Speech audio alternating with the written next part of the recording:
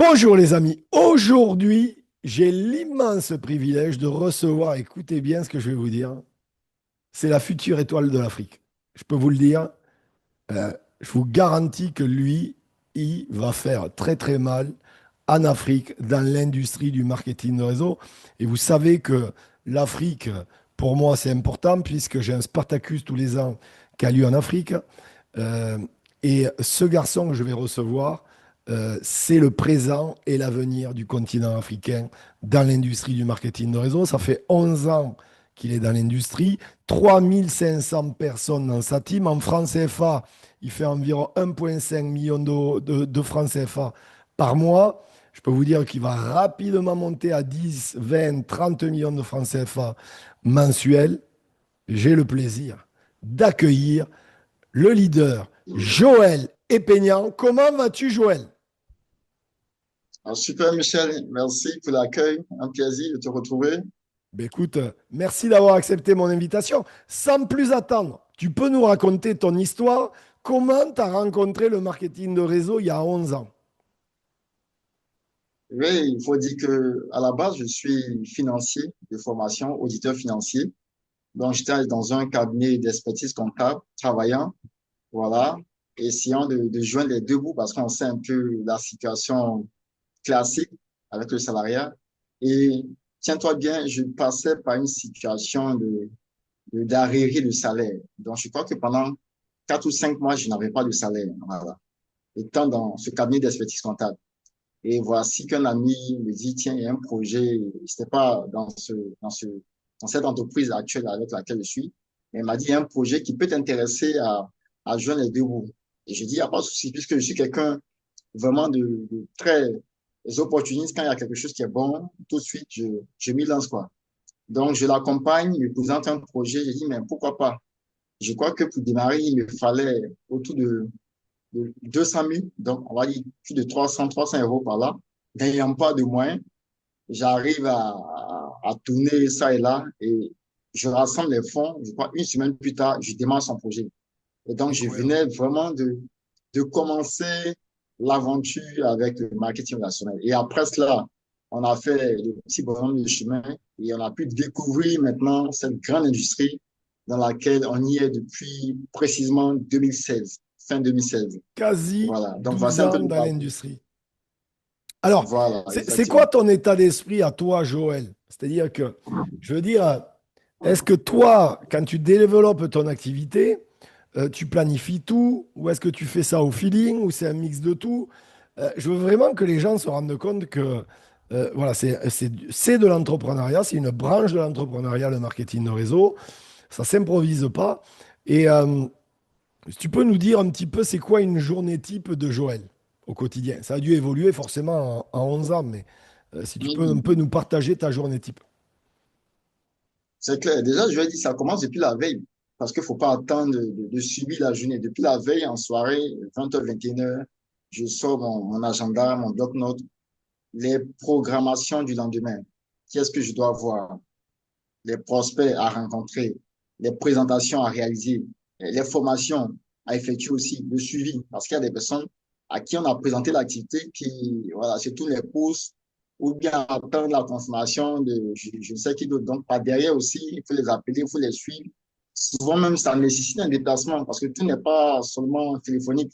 Il faut se déplacer, aller vers ces personnes, savoir qu'est-ce qui retarde à leur niveau ou qu'est-ce que depuis lors, elles n'ont pas encore démarré, saisi le projet. Donc, voici un peu la journée. Donc, c'est tout ce mélange-là. Mais ça commence depuis la veille parce que je n'aime pas subir la journée. Donc, la veille, je prépare cela. T'anticipes À vraiment 9 au heures, je fais quotidien. ceci. J'anticipe. Voilà. Effectivement, à 10 heures, je vois qui.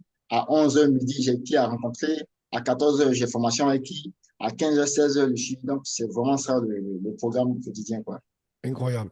Et euh, je voudrais que tu nous partages peut-être une anecdote.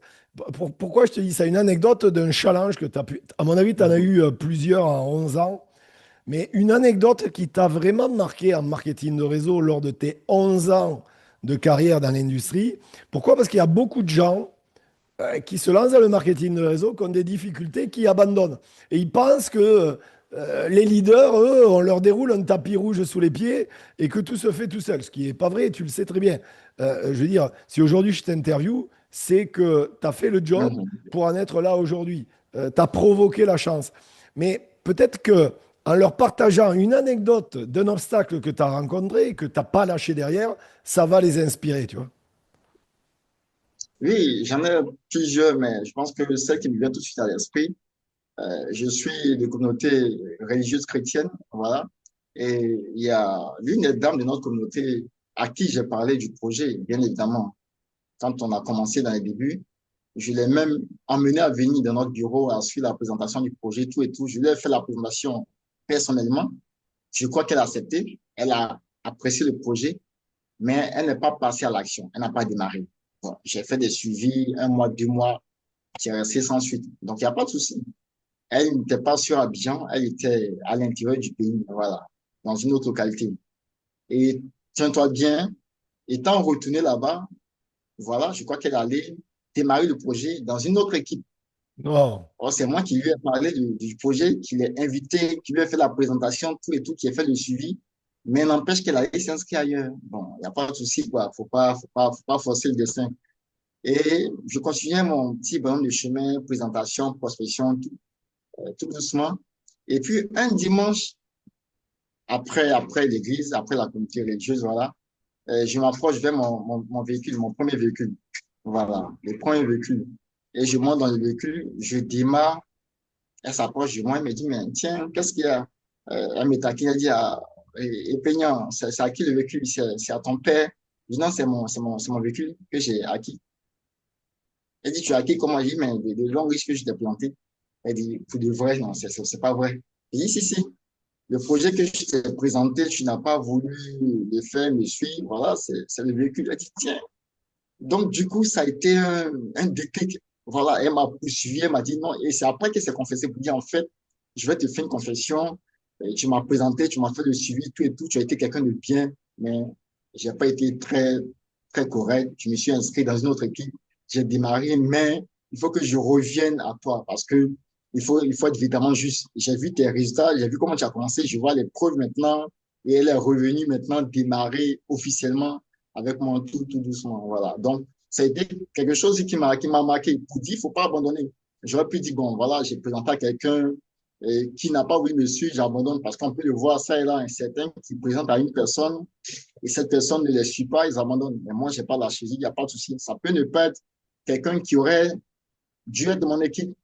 Et après le travail, les résultats sont venus. D'elle-même, elle est revenue à la charge, quoi. Donc, c'est quelque chose aussi qui me marque toujours à reprendre de l'avant.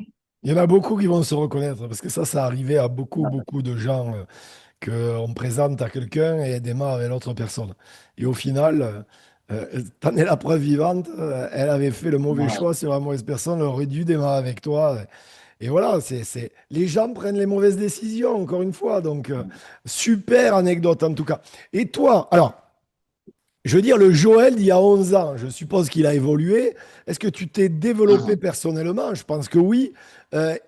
Si c'est le cas, est-ce que tu lis des livres? Est-ce que tu écoutes des audios de dev perso, vidéos YouTube, des biopics? Euh, c'est des podcasts où tu aurais peut-être trois ouvrages à nous partager?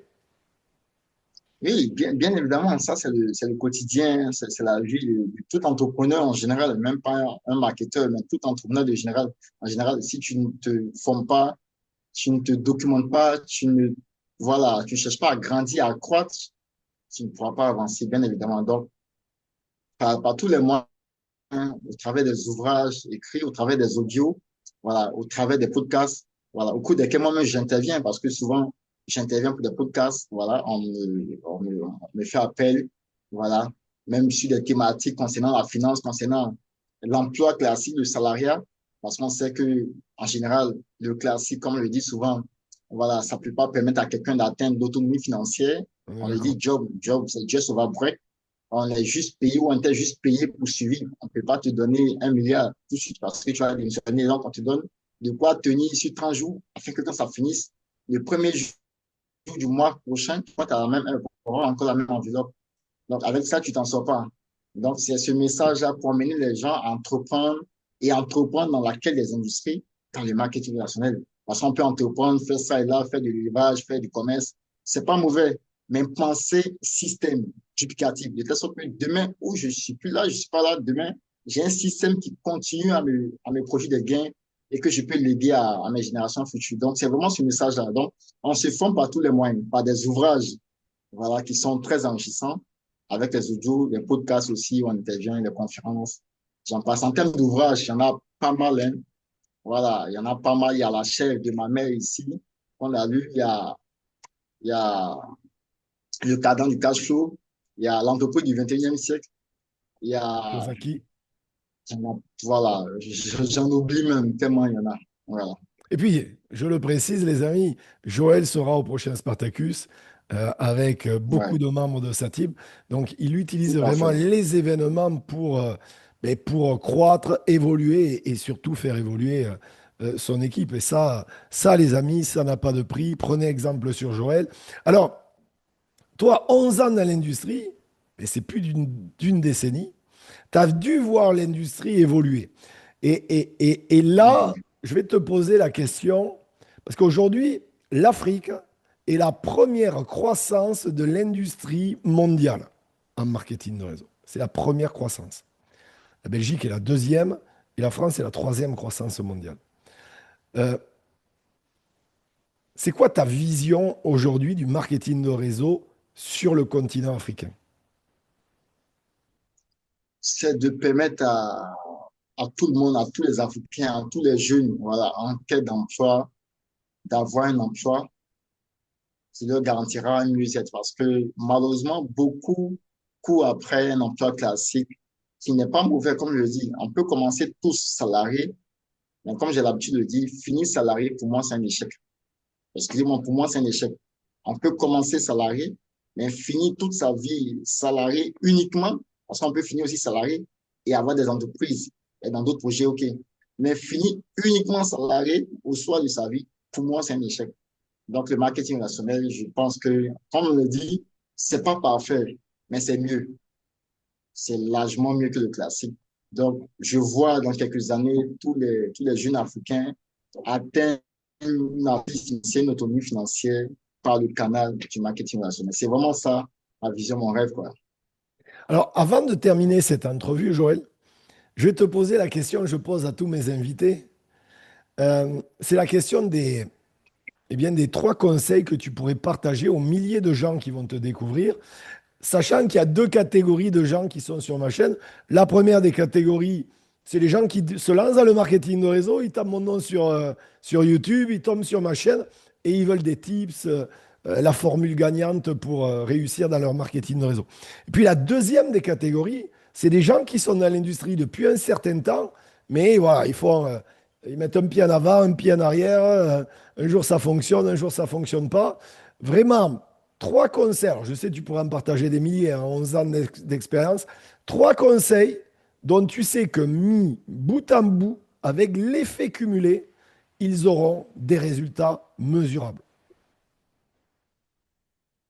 D'accord, le premier conseil, le tout premier conseil, voilà, étant être spirituel, d'abord Dieu. Ça, parce que, voilà, chacun a sa confession, hein, chacun a Bien ses sûr. origines. Parce que, comme je l'ai dit à l'entame, voilà, c'est important de toujours mettre sa divinité, sa croyance devant. Ça va aider énormément. Parce que, tiens-toi bien, il y a certains qui ont fourni peu d'efforts, mais qui ont des résultats importants. C'est pas parce qu'ils sont surhumains, ils sont extraordinaires, mais il y a eu aussi ce volet spirituel qui est en train de compter. Donc, Dieu d'abord. Deuxièmement, la vision. On veut aller où? Je fais l'activité, je fais ce projet, pourquoi? Je ne le fais pas effet de mode parce que tout le monde le fait sur Abidjan, en France, en Italie. Bien. Voilà, je suis la tendance. Ou bien j'ai un rêve, clairement. Donc, quand on a un rêve qui est précis, je pense que ça va déterminer tout le reste. Et après cela, pour finir, c'est l'action. Parce que sans action, on reste dans la passivité totale. Je vois beaucoup de personnes qui, je souhaite ça, je veux être ça, je suis, on désire tous. Voilà, les grades à long riche, tout le monde veut avoir les voyages, les véhicules, on souhaite, on souhaite. Je partage même cette anecdote pour finir. Il y a l'un des leaders, quand on finit par exemple une cérémonie, qui dit beaucoup, beaucoup prennent des résolutions pour dire la prochaine cérémonie, je serai sur le podium en tant que tel grade, ayant telle récompense. Mais entre cette cérémonie en question et la prochaine cérémonie, il y a peut-être 3 ou 6 mois qui s'écoulent. C'est l'action qui va nous permettre ou qui va leur permettre de monter sur le podium. Mais beaucoup, quand ils sortent de là, ça a été juste des déclarations, juste la passivité, et il n'y a pas d'action. C'est ce qui est malheureux. Et je le constate dans beaucoup d'équipes. Beaucoup souhaitent, mais très peu le veulent. Entre le souhait et le vouloir, il y a toute une différence. Il y a l'action qui est déterminante.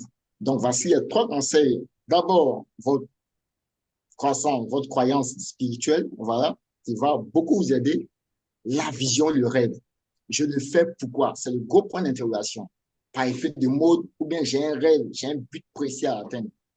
Une fois ce but décliné, qu'est-ce que je fais? L'action, l'action et l'action. Donc, voici mes 3 petits conseils, voilà, pour toute la communauté. Les amis, c'était Joël Epeignant. Je vais mettre en description son contact. N'hésitez pas à contacter Joël. Il se fera un plaisir, bien sûr, de vous répondre. Likez cette vidéo, commentez cette vidéo, partagez-la à toutes vos équipes. Merci beaucoup, Joël, pour tout ce contenu de valeur, Partagez. vraiment. C'était génial. Merci. Avec grand plaisir. J'ai hâte de te rencontrer à Spartacus, à Abidjan, Côte Effectivement. d'Ivoire. Ça va être incroyable. Les amis, abonnez-vous à ma chaîne. À très bientôt. Bye bye. Merci, Michel. Avec plaisir.